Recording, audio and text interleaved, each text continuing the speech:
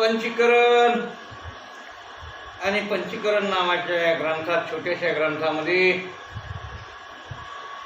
ब्रह्मनिष्ठ श्रीराम गुरु आपल्या शिष्याला आत्मबोध करतात आणि 3 देहावरून आत्मा भिन्न आहे असं ज्ञान करून जीवाला जे बंधन झालं ते या 3 देहाचं तादात्म्य धरल्यामुळं झालं. 3 देहाला मी म्हणल्यामुळं झालं, 3 देहाला माझं म्हणल्यामुळं झालं. आणि मी माझं म्हणणं इतकं सोपं नाही काय, त्याचं निराशच करावं लागतं. आपण मुक्तच आहेत, आपण आत्माच आहोत, आपल्याला आत्मबोध नाही. काय नाही, मुक्तच आहोत, आत्माच आहोत, पण आत्मा असून आत्मबोध नसल्यामुळे आपण अज्ञानात देहाला मी म्हणतो. मग ते आत्मबोध देतात आणि देहाला मी म्हणणं घालतात. मग देहाला मी म्हणणं घालवण्यासाठी परमार्थ, कशासाठी? देहाला मी म्हणणं घालण्यासाठी. आज जर परमार्थ करून देहाचं मी म्हणणं जातच नसेल, सगळं करू देहाला मी म्हणणं गेलोच नाही.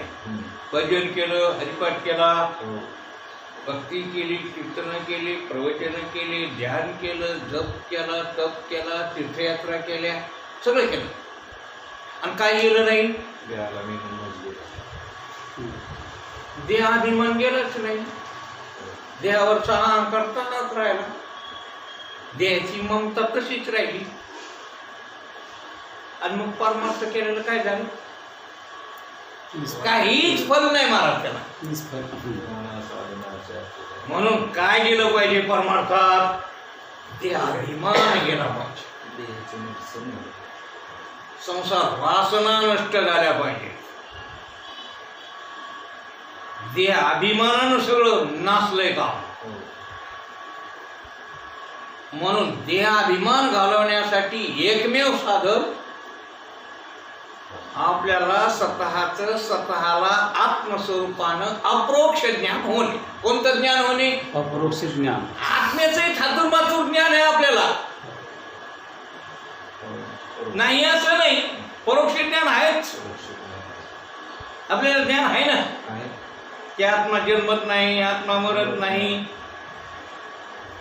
अजो नित्य शाश्वतो पुराणो हन्यमाने हन्यते शरीरे. त्याचा कशानेही नाश होत नाही. तो अजो आहे, त्याला जन्म नाही, नित्य आहे, शाश्वत आहे. कोणत्याही शस्त्रांनी त्याचा नैनम छिलंती शस्त्रांनी नैनम दहती पावकहा. माहिती ना? आत्मा माहित नाही. हे आत्म्याचं परोक्ष ज्ञान आहे. आत्मा असा आहे, बरोबर आहे, तसाच आहे, चुकीचं काहीच नाही त्याच्यात. त्याचं अप्रोक्ष ज्ञान व्हायला पाहिजे. कसं ज्ञान व्हायला पाहिजे? अपरोक्ष ज्ञान, प्रत्यक्ष ज्ञान व्हायला पाहिजे. मी आत्मा, मी तो वसुदेव तत्वता. कसं ज्ञान व्हायला पाहिजे? की तो आत्मा मीच आहे,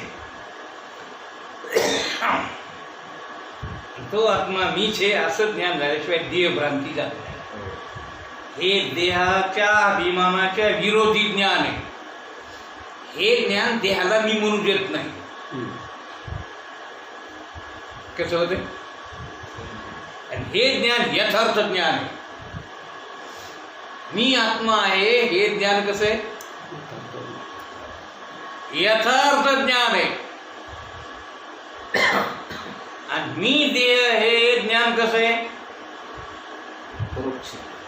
ब्रह्मज्ञान आहे.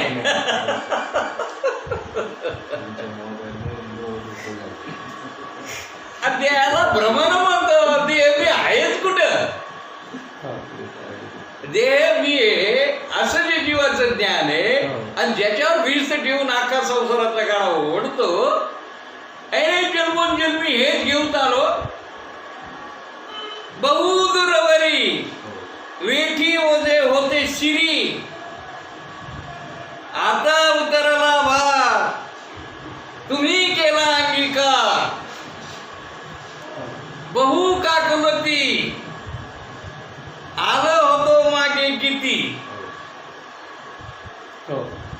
काय फार दिवसापासून बहुदूरवरी अनेक जन्मापासून माझ्या डोक्यावर हे ओझ आहे, मीपणाचं आणि माझेपणाचं, आणि त्याच्यामुळं मी 184 योनीमध्ये दुःख भोगीत होतो. तुकोबार आपला अनुभव सांगताय. बहुदूरवरी वेठी ओझे होते श्री, वेठ बिगार झालोय ओझन. हे ओझे ओ या अनेक वेळा ह्या संसाराचं, या देहाचं, मी म्हणण्याचं, माझं म्हणण्याचं ओझं वाजवीत आलो. कशाचं ओझ आहे आपल्यावर? मी आणि माझं म्हणणं. मी न माझं म्हणण्याचं ओझ आहे. आणि महाराज म्हणतात परमात्म्याने माझा अंगीकार केला आणि त्याच्यामुळं माझा भार उतरला. देवाने आपला अंगीकार करावा. कोणी अंगीकार करावा? तो सच्चिदानंद स्वरूप आहे. म्हणून तू स्वतःला सच्चिदानंद म्हण, तेव्हा होईल अंगीकार. तुझी त्याची झोंबाझोंबी, तुझी तू का म्हणे बळीयाचा झाला अंगसंगाता, नाही भय चिंता तुका म्हणे. आजीने माता न फिरे माघारी, बैसले शेजारी गोविंदाची. बस कोणाच्या शेजारी बस? तो आत्मा आहे, तो ब्रह्म आहे. सत्य ज्ञानानंत गगनाचे प्रावर्ण, नाही रूप वर्ण गुण देते, तो हा रे श्री हरी पाहिला डोळे भरी. तो हा तोच हा श्रीहरी मी डोळे भरून पाहिला, पाहता पाहणे दुरी सारोनिया. कसा पाहिला? पाहण्यात येणार आणि पाहणारा, या दोन्ही गोष्टी बाजूला केल्या, मग त्याचं दर्शन घेतलं. असं कर.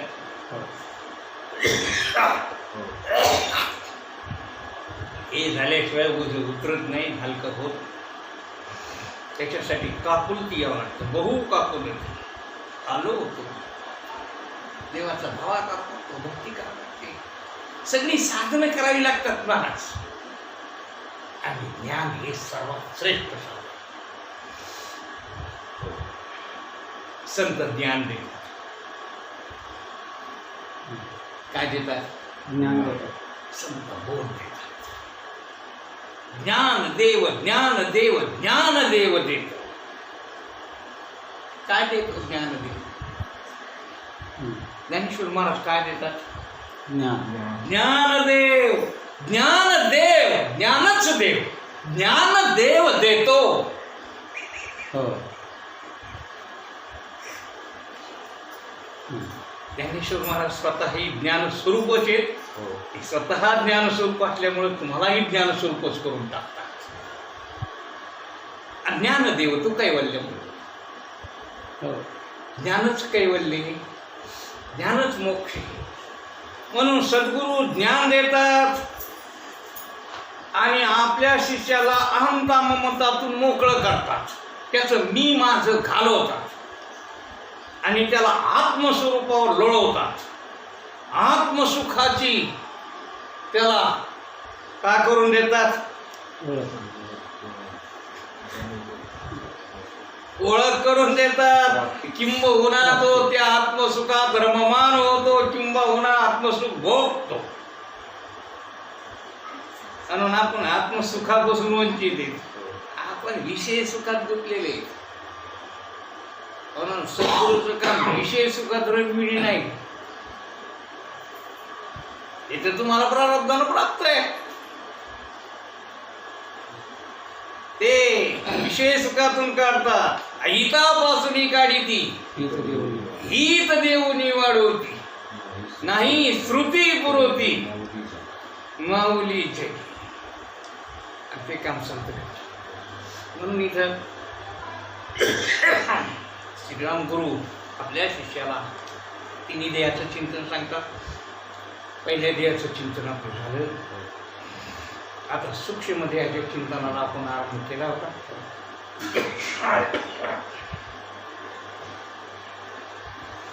त्याच्यात तुम्हाला सांगितलं, त्यांनी आपल्या शिष्याला सांगितलं की स्थूल देह, सूक्ष्म देह आणि कारण देह अशी 3 देह. त्यातल्या सूक्ष्म देहामध्ये 5 प्रकारचे काय तर पाचुंडे आहेत. सांगितलं ना का? कोणते कोणते? 5 ज्ञानेंद्रियाची, पहिली 5 एक कर्मेंद्रिय पंच, दुसरं ज्ञानेंद्रिय पंच, तिसरं प्राण पंच, चौथं अंतकरण पंच आणि 5वं विषय पंच. म्हणले तेच काहून सांगतात की कुठं टाळ्यात बसतो तुमची की काय आहे याच्यात मटेरियल आतमध्ये? हे टक्कर आहे ना, याच्यात काय ठेवलेले, काय साठवलेले, इथं कोण कोण जमा झालेले. हा जो बाजार भरलाय नाही तर देहामध्ये कोण कोण आहे त्याच्या ओळखी आहेत का नाही ना? जगात सगळ्याच्या ओळखी करतो. आता या देहात कोण कोण याच्या तरी ओळखी आहेत का? याच्यात 5 ज्ञानेंद्रिय आहेत. डोळे, कान, जिव्हा, त्वचा, नाक. हो. हे ज्ञानेंद्रिय विज्ञानात शिकले. 5 कर्मेंद्रिय आहेत. हात, पाय, वाणी आणि ते मलमूत्र विसर्जन करणारे. अशी 5 कामं करणारी कर्मेंद्रिय. ही काम करणारे आणि हे 5 ज्ञानाची साधन आहेत. ती ज्ञानाची साधन आहेत. ज्ञानेंद्रिय ही कामाची साधन आहेत म्हणून कर्मेंद्रिय. कळतं? 5 प्राण आहेत. व्यान, समान, उदान, प्राण, आपान. ही 5 प्राण आहेत आणि ती या शरीराला कार्यरत ठेवतात, शक्ती पुरवतात, सगळ्या क्रियाला ताकद देतात. सगळ्या क्रिया प्राणाच्या शक्तीमुळे चालतात. प्राण नाही तर हे शरीर नाही. म्हणून काही जण प्राणाला जात ना म्हणते, कारण प्राणाशिवाय शरीरात अस्तित्वच राहते. प्राण गेले की सगळे जातात पळून. जसं एखाद्या मंडपातला लाईट गायब झाला की काही दिसत नाही, तसं याच्यातला लाईट म्हणजे प्राण आहे. ते मानवलं की चट चलो सगळे गुन्हा भिरकच करतात. सगळ्याला ताकद पुरवणारे, सगळ्याला शक्ती पुरवणारे, सगळ्याची मदत यायची. सगळ्या कोण आहेत? काम किती आहेत? 5. कोणते? उदान, प्राण, समान, पाठ पाहून घ्या. असे प्राण 5 आहेत. याच्या पुढे अंतकरण 5 आहेत. अंतकरण मन, बुद्धी, चित्त, अहंकार. इथे ज्ञान होत, त्या वृत्ती आहेत, त्या वृत्तीत ज्ञान होत. म्हणून ही 5 आहेत आणि विषय ही 5 आहेत. शब्द, स्पर्श, रूप, रस, गंध याचंही चिंतन सूक्ष्म देहाबरोबरच केलं जातं. वास्तविक विषय बाहेर आहेत, पण त्याने घर आत गेलं त्याचं काय? विषय बाहेर आहेत का? बाहेर बाहेर पण घर कुठे आहे त्याचं? ते कुठे आहे? सगळे मनात साठवले, सगळे बुद्धीत साठवले. हे पाहिजे, ते पाहिजे, ते पाहिजे. घरात घरकुल केले. मीनो अंधार न उजडेगा. अंधार नाही उतरलेगा. जागे बाहेर जागे बाहेर आता निंदा येले. म्हणून हे 5 आहेत. असे 25 तत्वाचा सूक्ष्म देह आहे. या सगळ्यांना तू जाणतो, याचा तू द्रष्टा आहे. याच्यातला कोण तुला माहित नाही. ते 25 आहेत, तू एक आहेस. ते वेगवेगळी कामं करतात. तू सगळ्यांना लक्ष ठेवून आहेस, सगळ्यांना पाहतो, सगळ्यांचा साक्षी आहेस. तुला कोणाचं काम माहीत नाही. तू सगळ्यांचा द्रष्टा आहेस.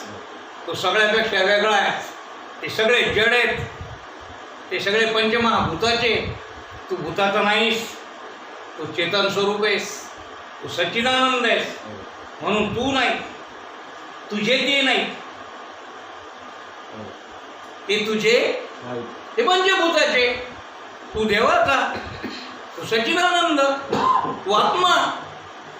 तुझे ते होतील कसे? म्हणून माझे म्हणायचे नाहीत, मी तर म्हणायचंच नाही, आणि ते खरेही नाहीत. म्हणून याच्या फांद्यात पडायचं नाही. या सूक्ष्म देहाहून तू भिन्न आहेस. बळजबरीनं त्याच्या संग मेळ घालू नको. तुझं गाव अलग आहे, त्याचं गाव अलग आहे. त्याचा धंदा अलग आहे, तुझा धंदा अलग आहे. तू असंग आहेस, ते संगवान आहे. ते विकारी आहे, तू अविकारी आहे. ते नाशवान आहे, तू अविनाशी अशा प्रकारचा आहेस. म्हणून त्या देहाहून तू भिन्न. असं आपल्या बोधावर तू राहा.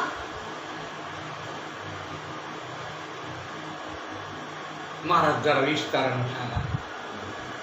विस्तारानं सांगू. महाराजांनी याच्या 9 प्रकारच्या प्रक्रिया केल्या. इथं पहिली प्रक्रिया सांगितली. किती प्रक्रिया केल्या? हा सूक्ष्म देहा समजून घेण्यासाठी तुम्ही म्हणता ते सांगता.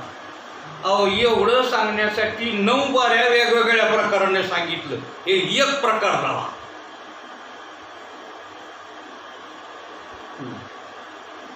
दुसरा प्रकार म्हणलं आता एकाचं व्याख्यान कुठून सुरू करू? त्याला अंतःकरणापासून. अंतःकरण पंचकाचे व्याख्यान.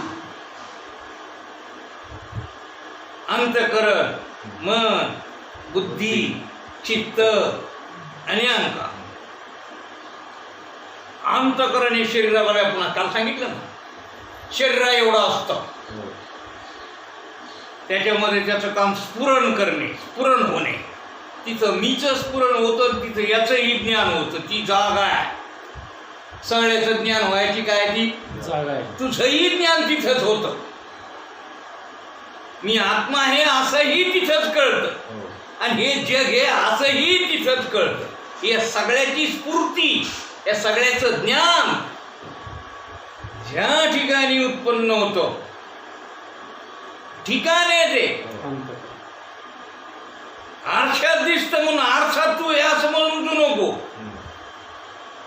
आणि आरशाशिवाय दिसत नाही ना, मग आरसा अरे दिसत नाही. आरशात एकदा पाहून घेतलं की झालं.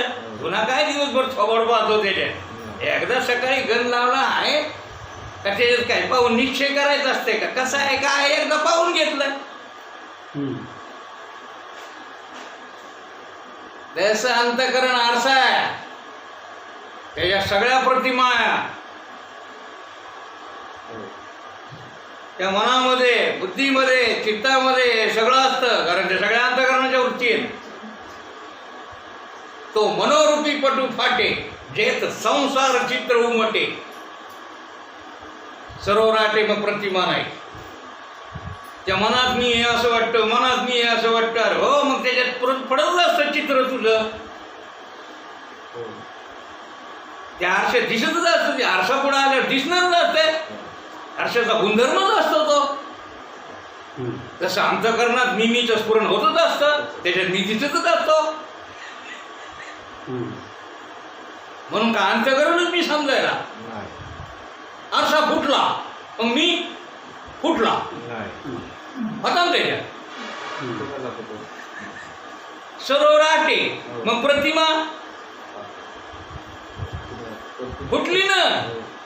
प्रतिमा अरे प्रतिमा बिंबरूप असते.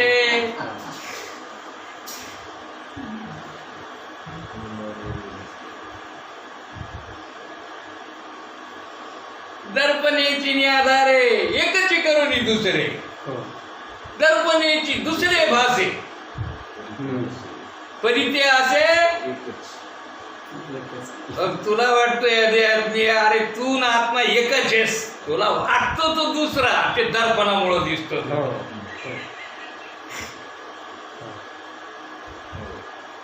आत्मा देहामध्ये प्रतिबिंब रूपाने जीव वाचतो मग तुला वाटतं जीव वेगळा आणि आत्मा वेगळा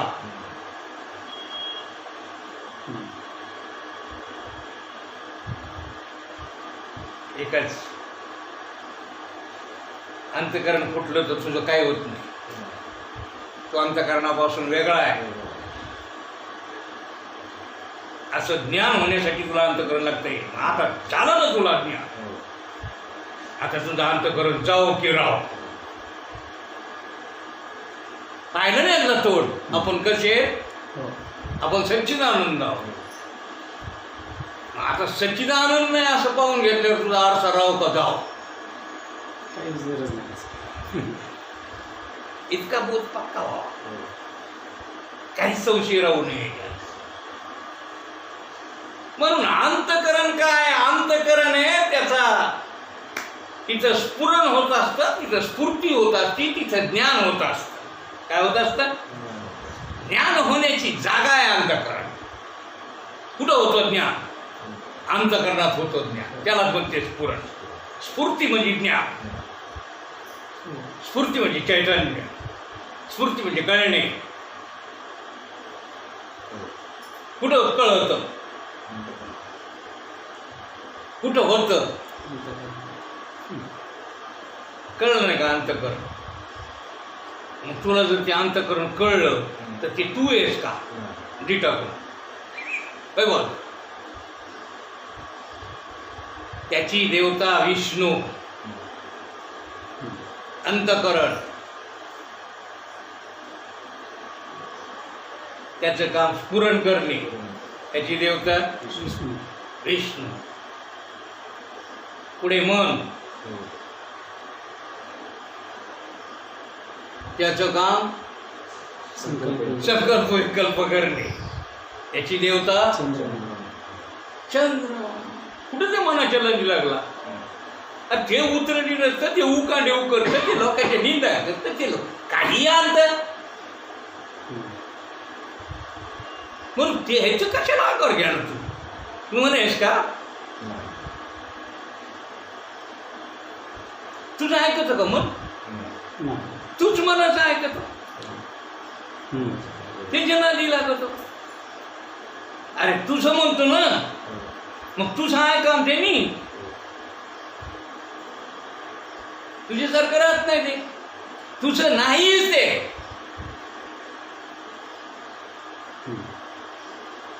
काय कर त्या मनातल्या वासना त्या मनातल्या इच्छा त्या मनातली सुख त्या मनातली दुःख हे सगळं मनात आहे त्या मनातला संसार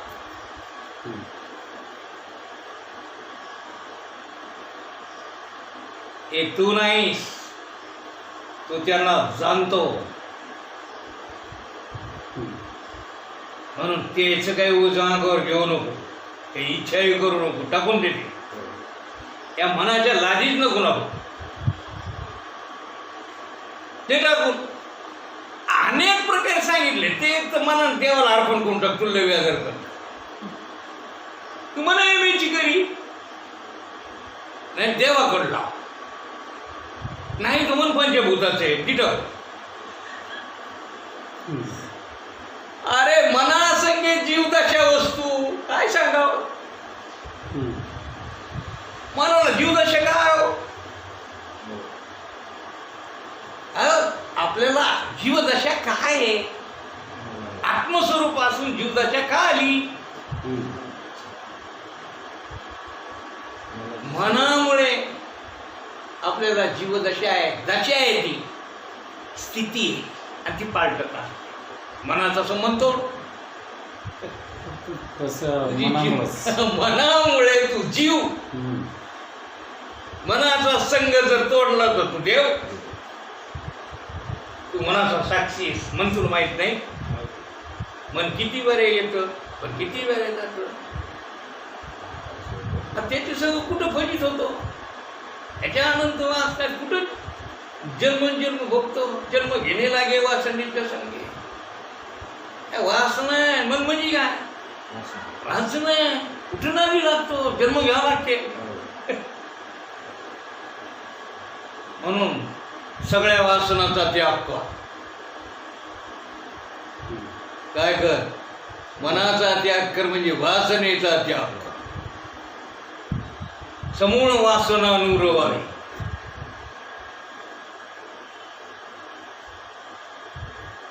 म्हणून ते अज्ञान काढ. मन आहे हे अज्ञान काढून टाक. तू आत्मस्वरूप आहे. तू त्याला जाणणार आहे. तू सच्चिदानंद. त्याच्या पुढे चित्त आहे, बुद्धी आहे. मन आहे त्याचं काम संकल्प विकल्प करणे. त्याची देवता चंद्रमा आहे. त्याच्या पुढे बुद्धी आहे. तिचं काम निर्णय करणे, निश्चय करणे. मनाने जे संकल्प विकल्प केले त्याच्यातलं योग्य आहे त्याच्या बुद्धीप्रमाणे त्यानं ठरविलं त्याप्रमाणे तसा निश्चय करणे, निर्णय करणे. हिची देवता ब्रह्मा आहे. बुद्धीची देवता ब्रह्मा. ही बुद्धी आहे. आपण अनेक प्रकारचे संकल्प विकल्प करतो. बांधू नको बांधू नको बांधू नको बांधायचं बा. त्याला काय निर्णय.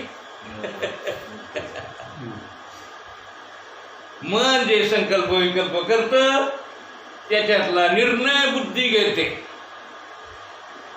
कधी कधी मनच बुद्धीला निर्णय घ्यायला भाग पाडत. बुद्धीच्या बाहेर. बरे बुद्धीच्या बी बाहेर जात. बुद्धीला बी निर्णय घेण्यासाठी मनच कारण आहे. मजबूर करत ते. हो. बुद्धीला म्हणतात चूप. हो. बुद्धी म्हणते अरे जमत नाही आपल्या आकेच व्हायचे लपट खर्च होईल. तुला काय करायचं मी पाहिजे कसं फेडायचं. पण कसे बुद्धीच्या बाहेर मजबूर करतो बुद्धीला. बुद्धी सांगत असते त्यांनी काही खरं नाही.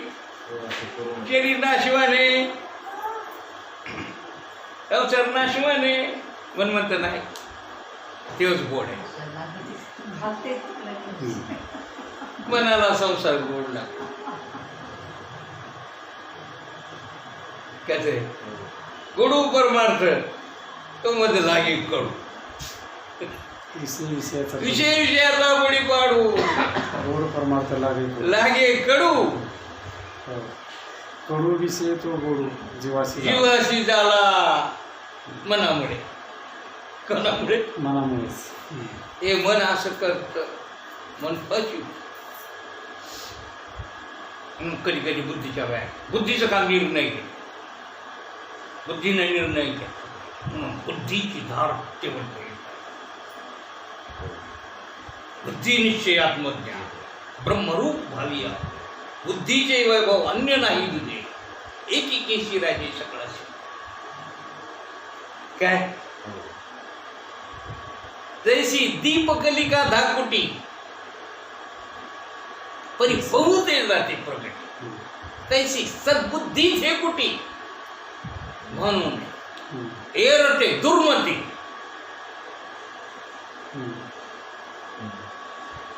सद्बुद्धी काय दुर्बुद्धी काय. दुर्बुद्धी ते म्हणा कदानुपदो नारायणा.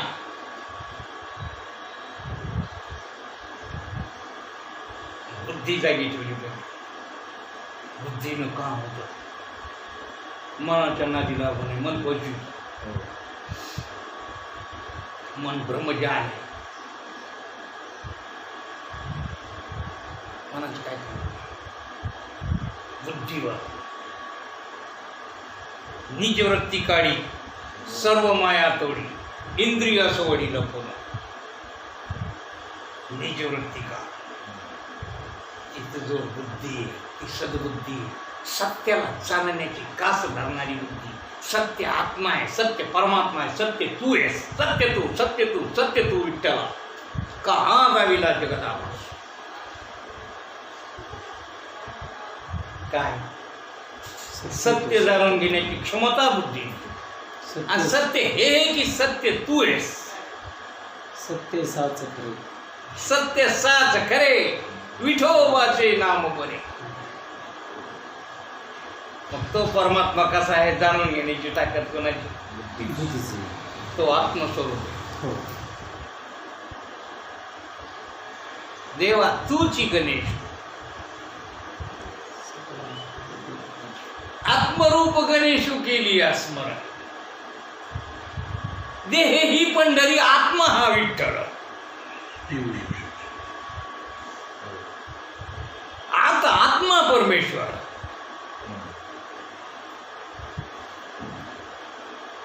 एक हरी आत्मा जीव शिव सब. आणखी काय? आत्माच विठ्ठल आहे. त्याचं नाव घे, त्याचं चिंतन कर, त्याला जाणून घे. बुद्धीने काम करता येते. बुद्धी त्याच्यासाठी सद्बुद्धी लागते, शुद्ध बुद्धी लागते. या बुद्धीला वापरून आपल्याला ज्ञान घडून घ्यायचं असतं का? बुद्धीला धरायचं असतं. मी लय बुद्धिवान म्हणायचं असतं काय? मग ते पांडित्य आहे. मी पंडित आहे, मी महाराज आहे, मी ज्ञानी आहे, मी अज्ञानी आहे. अरे हे बुद्धीचे धर्म आहेत.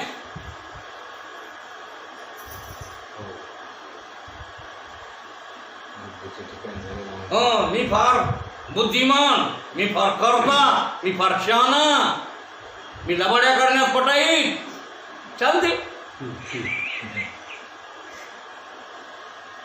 बुद्धी शिक्षणानं काय अक्कल वाढते. हे शिक्षण धोरण आहे ना आपलं. जास्त बुद्धी वापरून लोकांना फसवण्याची ताकद मिळते. याला काय ज्ञान म्हणायचं?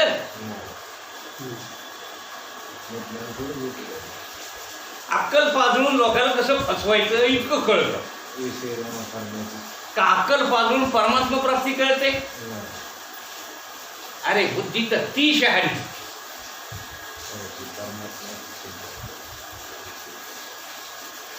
कळतं नाही. पण ती बुद्धी म्हणजे तू आहे का? आहे. तिचं महात्म्य आहे. वापर करून त्याच्यासाठी तुला दिली ती असता की तुला परमात्मा कळेल. त्या मनाच्या योगानं, त्या बुद्धीच्या योगानं मन करा रे प्रसन्न. सकळ सिद्धीचे कारण मोक्ष अथवा बंधन ती कोणाला अर्पण करावी? मनरूपी मोगरा अर्पणी ईश्वरा मयो अर्पित मनोर बुद्धी. कोणाला अर्पण? मनाची या योगे गुंती येला असेला बाप रुक्मा देवीवर विठ्ठलू अर्पिला. अरे तिकडे अर्पण करा ती मनन बुद्धी. इकडे नका पाजळू. याच्यात शहाणपणा आहे. त्याच्यावर पण बोलवतो. मन बुद्धीचा वापर असा करा. कसा करा? ती मनबुद्धी म्हणजे तू नाही. ती मनबुद्धी पंचमहाभूतात सत्वगुणाची झालेली. तू म्हणजे गुण नाही. तुला कोणताच गुण नाही. तू निर्गुण.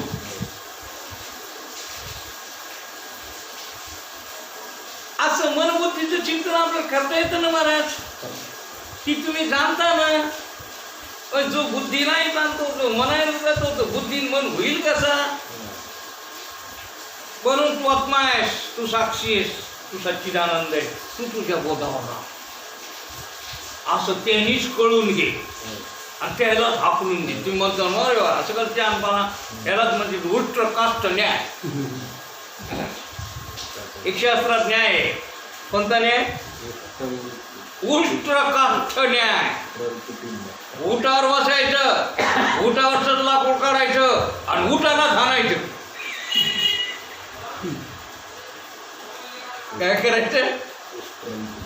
उष्ट्र.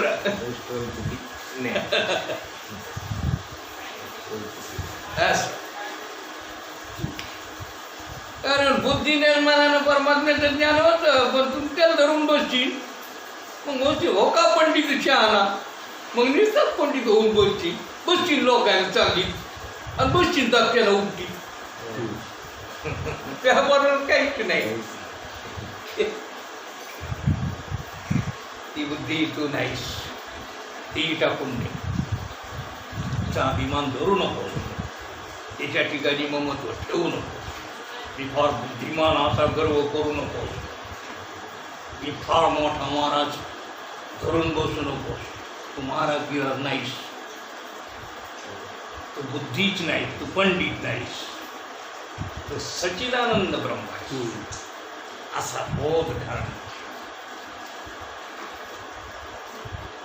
त्याच्यापुढे चित्त आहे.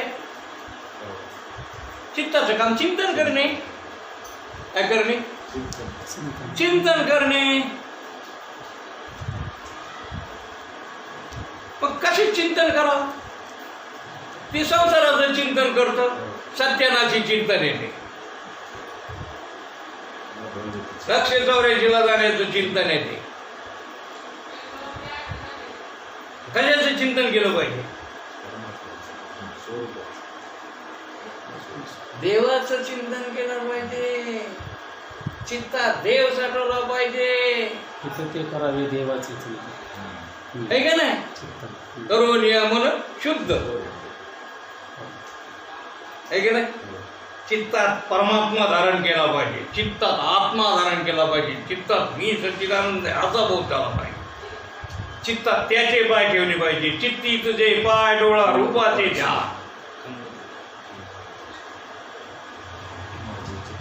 माझे चित्त तुझे पाया, मिठी पडली पंढरी राया.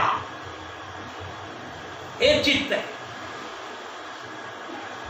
त्या चित्तानं तू बुद्धीनं केलेल्या संसाराच्या निर्णयाचा किंवा या बुद्धीनं केलेला मी देह असा निर्णय त्याचं चिंतन करतो आणि त्याच्या जाळ्यात बसतो. त्या चित्ताला तू जाणणार आहेस. हे चित्तच तू नाहीस. ते पंचमहाभूताचं त्याचं काम चिंतन करणे आणि त्याची देवता नारायण आहे. हे तुला कळतं म्हणून तू त्याचाही साक्षी आहेस. त्याच्या पुढे अहंकार. अहंकार हे मी गेला असा अभिमान धरतो. अरे अभिमान कशाचा धरू नको, तो बुडविणाराच येते, जड आहे. अहंपणा आता सगळ्यात मोठा शत्रू आहे. तो अहंकार विकारी आहे, जडवत आहे. अहंकाराला पुष्ट अहंकार फार आहे. खूप चिंतन करते, इतकं चिंतन सांगा. अहंकार फार प्रलोभन देत. ईर्ष्या, जलद या इतके विकार अहंकार. अहंकार कसाच माणसाला बोचू देत नाही. संघर्ष, दुःख. अहंकाराला काय खुश करण्यामध्ये काहीच मजा नाही. तो खुशच होत नाही, कधी तृप्तच होत नाही. सारखा जळफळाट. ह्या अहंकाराच्या नादी अहंकाराचा वारा न लागो राजसा माझ्या विष्णुदासा. विकासी नामदेवरामध्ये बाबा या अहंकार तर नको, त्याचा वारा पण लागू देऊ नको. तुम्ही अहंकाराचा वारा लागू देऊ नका आपल्या अंगात. तुम्ही सच्चिदानंद आहे. तो अहंकार आहे, त्याचा वारा सुद्धा लागू देऊ नका. अहंकार, अभिमान, अहमपणा, मीपणा. मैं ऐसा हूं, मैं वैसा हूं. अभिमान लागे मी कसा आहे बरोबर. हे सगळा अहंकार आहे. आता तू सच्चिदानंद आहे, आम्हाला माहिती आहे. तो सुद्धा पण करत नाही, त्याला अहंकार राहतच नाही. सच्चिदानंद म्हणलं की अहंकार चिरला, कारण सगळे सच्चिदानंद आहे. काय अहंकार मिळतील? अहंकार देवापासून तुला वेगळं करतो. अहंकार गेला तू का म्हणे देव झाला. तू कशामुळे वेगळा आहे देवापासून? अहममुळे वेगळा आहे. तुझा अहम गेला की तू देवच झाला.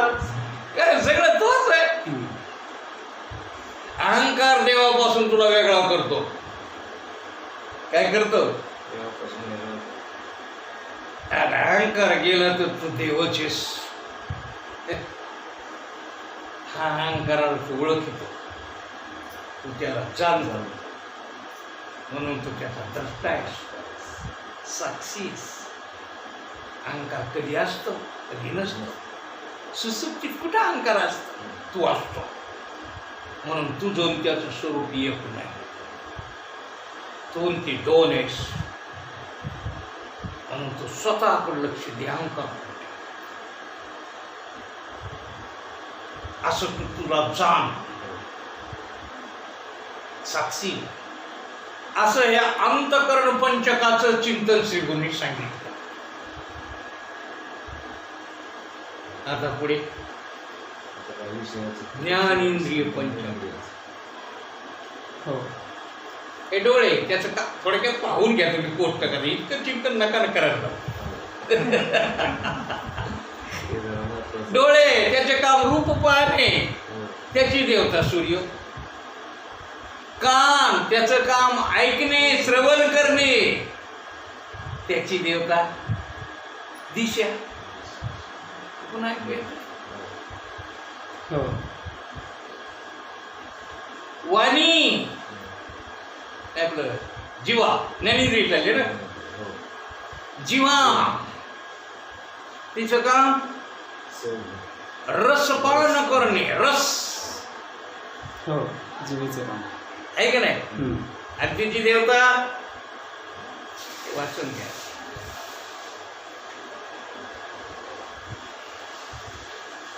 श्रोत्र देवता दिशा, त्याच्या योगाने शब्दाचे श्रवण होते, त्याच्यापासून जीव बहिरा. त्वचा देवता वायू, तिच्या योगाने शीत उष्ण मृदू कठीण कळते, हो. समजतात. चक्षु देवता सूर्य, त्याच्या डोळ्या योगाने जीव रूप पाहतो, तेव्हाचून तो अंधा. जीवा देवता वरुण, तिने जीवास रसस्वाद समजतो, तेव्हाचून समजत. घ्राण देवता अश्विनी कुमार, त्याने जीवास सुगंध दुर्गंध समजतात, त्या वाचून समजावायची नाही. तुम्हाला ही 5 ज्ञानेंद्रिय समजत नाही, त्याची कामं समजत नाही. नाही राहिल्या देवता ध्यानात तर जाऊ द्या, ते त्रिपुट आहे. पण ती ज्ञानेंद्रिय तर माहिती आहे, आणि त्याची कामं माहिती आहे. हो. मग त्याला आशीर्वाद राखल्याशिवाय होत नाही. हो. म्हणून या तू नाहीस, ते तू नाही. ते सत्वगुणाच्या अर्ध्या अंशापासून झालेले सत्वगुणाचे ज्ञानप्रधान आहेत. तू सत्वगुण नाहीस, ते 5 आहेत, तू 1 आहेस. म्हणूनही तू नाहीस. अशा रीतीने ज्ञानेंद्रिय पंचकाचं व्याख्यान श्री गुरूंनी सांगितलं. त्याच्यानंतर कर्मेंद्रियाचं व्याख्यान सांगितलं की कर्मेंद्रिय 5 आहेत. वाचा देवता अग्नी, तिच्या योगाने जीव शब्द बोलतो. पाणी देवता इंद्र, त्याने जीव पदार्थ घेतो देतो, पाणी. हो. हा. पाद म्हणजे पाय देवता उपेंद्र, त्याच्या योगाने जीव जातो येतो, तेव्हा तो जीव पांगळा. शिष्ण देवता प्रजापती, त्याने मूत्र रतिभोग होतात, त्याच्या वाचून नपुसक. गुज देवता मृत्यू म्हणजे यम, त्याच्या योगाने जीवाच्या मलाचा उत्सर्ग होतो. ही 5ही कर्मेंद्रिय काम करणारी. याला तुम्ही ओळखीत नाही. 5 कर्मेंद्रिय त्याचे काम. या सर्वांनाच आपण साक्षी आहोत, म्हणून आपण ते नाही. आणि शब्द स्पर्श रूप रसगंध हे विषय 5. आणि हे विषय इतके खतरनाक आहे बाबा, हे तर याचं चिंतन का अवघडच. विशेष. आणि मग विषय वडी बोलण्याची, आता याची कोण करील की नुपदे नारायणी भाव पावरी ठाव करते. अरे नृत्याला येऊन हे विषय जे आहेत ना, हे विषय तर परमात्म्याकडे जाऊन देत नाही. इंद्रिय विशेषी विधी अंतर आपलं विधी येणे संगी यायच्या सांग नादा लागलं ना की परमात्म्याचं आपलं तर भेटच होऊ देत नाही. विषय कसे विषय? अरे एक एक विषय एका एकाचा घात करतो. तुला तर 5 आहेत. शब्द विषय कुणाचा घात करतो? हरणाचा. माहिती नाही? वाचून घ्या. बासरीला बोलतो, स्वराला बोलतो हरी हरी, आणि त्याची शिकार होते. मग तो शब्दानं काय झाला, त्याचा घात झाला. स्पर्श कशानं?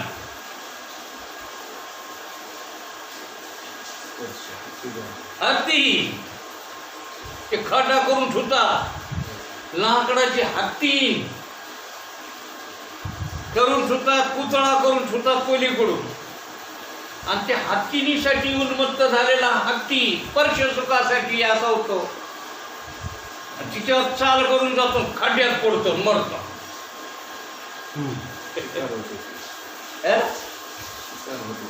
शिकार होते, स्पर्शाच्या नादी लागला. रूप पतंग.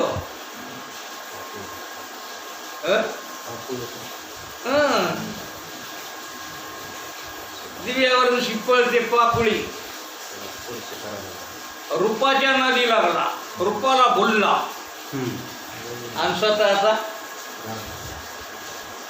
रस मुंगा कमळाच्या फुलाचा अडकला. कशाला भुलला? रसाला भुलला, आणि अडकून मेला. गंध गंधाला बोलला नाही का? गंधाला बोलला. आणि रसाचं काय होतं राहते? मीन, मासा. मासा कुठे लागला? रसा बोलला. आणि गळ्यात काय अडकून घेतला? ते गळ. हा, टोकाला लागलं, ते गळ चिरला, नरड्यात अडकला, आणि प्राण. म्हणून एका एका विषयाने एका एका जीवाचा भाग होतो. आणि मनुष्यानं तर 5ही विषयाचं सेवन सुरू केलं. मग काय होईल याचं? त्या सगळ्या विषयाला तू जाणतो, तू त्याचा साक्षी आहे. तुला ते विषय कळतात, तू द्रष्टा आहेस, तू जाणणार आहेस. म्हणून विषय तू नाही. अशा रीतीने एका प्रक्रियेने हे चिंतन सांगितलं, उद्या दुसऱ्या प्रक्रियेने हे चिंतन सांगू, आणि अशा 9 प्रक्रियेने जे चिंतन सांगितलेले ते आपण पाहू. बाकी चिंतन कुंडली